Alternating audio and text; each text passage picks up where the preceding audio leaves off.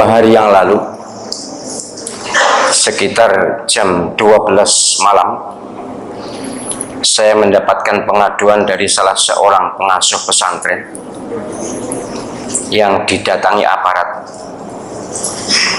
untuk semua santrinya dilakukan rapid test.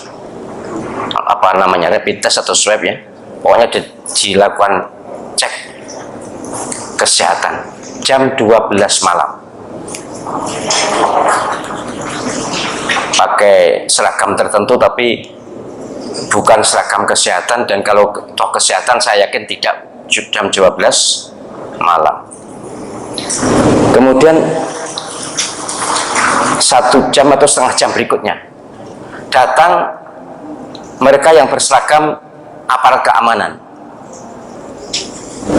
minta agar santrinya didata, minta data santri dan para ustadz.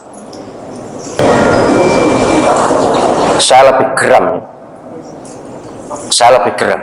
karena saya ingat apa yang terjadi pada tahun 64 yang lalu.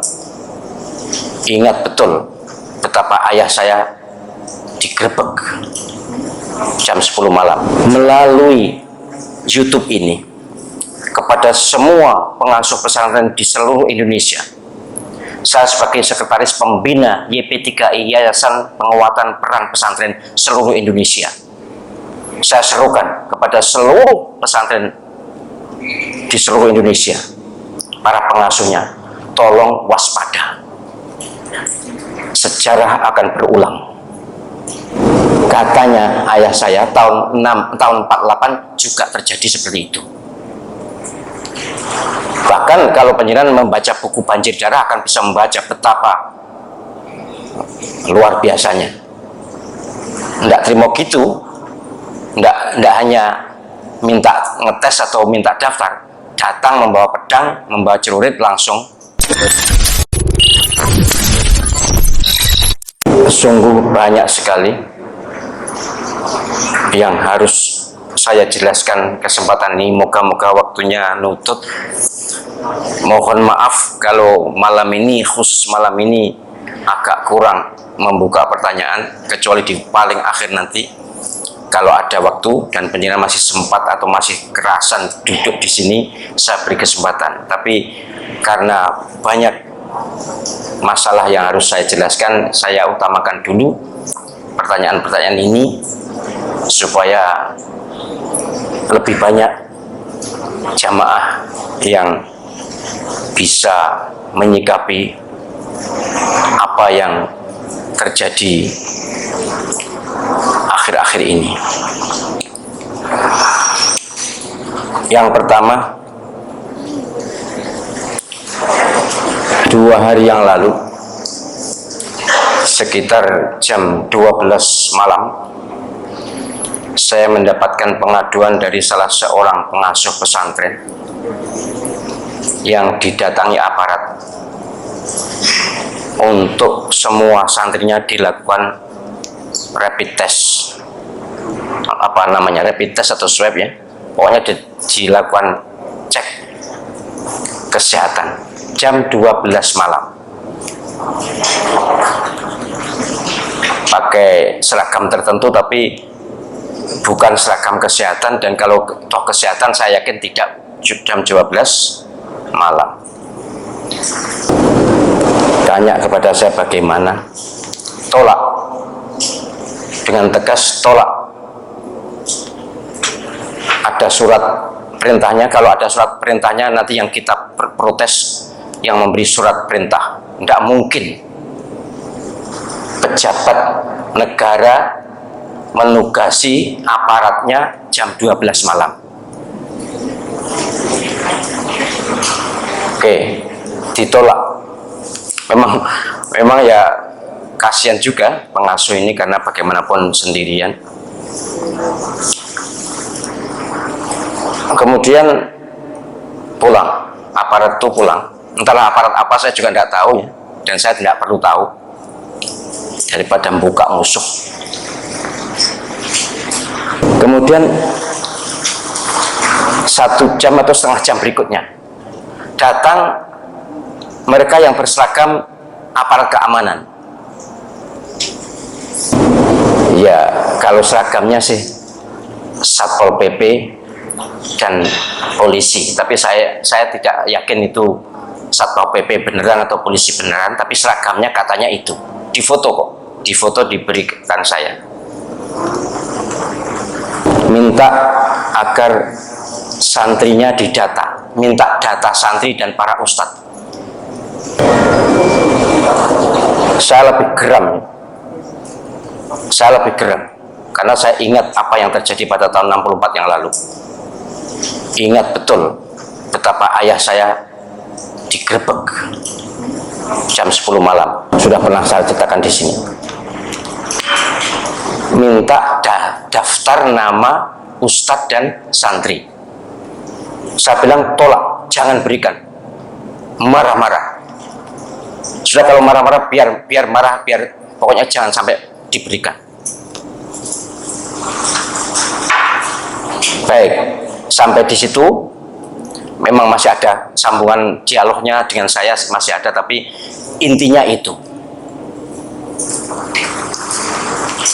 Melalui YouTube ini kepada semua pengasuh pesantren di seluruh Indonesia, saya sebagai sekretaris pembina YP3I, Yayasan Penguatan Peran Pesantren seluruh Indonesia, saya serukan kepada seluruh pesantren di seluruh Indonesia, para pengasuhnya, tolong waspada. Sejarah akan berulang. Ini yang terjadi pada tahun 64 yang lalu. Saya masih kecil, tapi saya sudah beneh lah, sudah beneh, umur 10 tahun kok. Katanya ayah saya tahun 48 juga terjadi seperti itu. Bahkan kalau penjenengan membaca buku Banjir Darah akan bisa membaca betapa luar biasanya. Nggak terima gitu, nggak hanya minta ngetes atau minta daftar, datang membawa pedang, membawa celurit, langsung mengambil. Saya tidak menuduh siapapun, tapi saya serukan, ayo kita hadapi bersama. Jangan gentar. Umat Islam kalau kompak, kalau bersatu, Allah SWT pasti memberikan pertolongan. Iyalah, silakan baca Al-Quran surah Al-Anfal itu. Mengapa Nabi Muhammad SAW dan para sahabatnya itu kuat? Karena kompak, karena bersatu. Ini jangan mau dikoyak-koyak.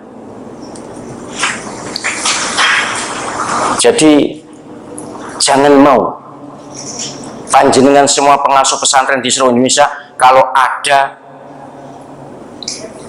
gerombolan orang atau sekelompok orang mau ngetes, kalaupun ada, lihat dulu ada surat perintah atau surat tugas atau tidak. Pejabatnya jelas siapa, harus jelas, dan jamnya bukan tengah malam. Walaupun yang memberi surat siapapun pejabat tertinggi di negeri ini sekalipun, kalau jam 12 malam jangan terima, pasti ada apa-apa. Nek tuh meriksa kesehatan, meriksa jam 12 bengi, jam 12 malam itu. Untuk apa? Kenapa? Ada apa kalau siang? Pokoknya kalau ada modus atau apapun ya, pokoknya ngetes itu, meriksa itu, memang sekarang eranya seperti ini kan, ada alasan untuk itu kan. Kemudian minta daftar, nggak usah diberi, apapun alasannya. Kalau memang benar-benar minta, surat tugasnya mana? Tapi penjenengan seluruh pengasuh pesantren ada hak otonomi untuk tidak memberi.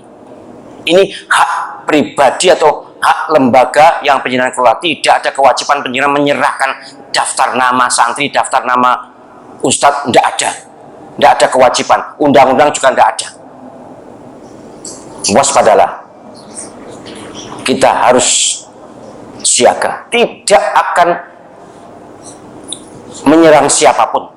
Kita tidak akan menyerang siapapun, tapi kalau mereka jual, kita borong. Kalau mereka datang, terpantung apa maunya. Kalau datang baik-baik, ya kita terima baik-baik. Tapi kalau datang ada hal-hal yang mencurigakan, sejarah akan berulang.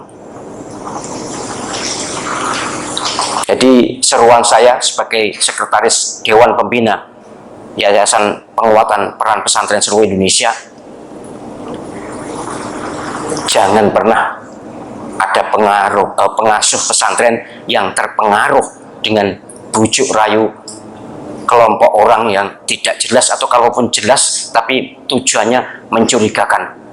Sekarang ini kita harus lebih berhati-hati.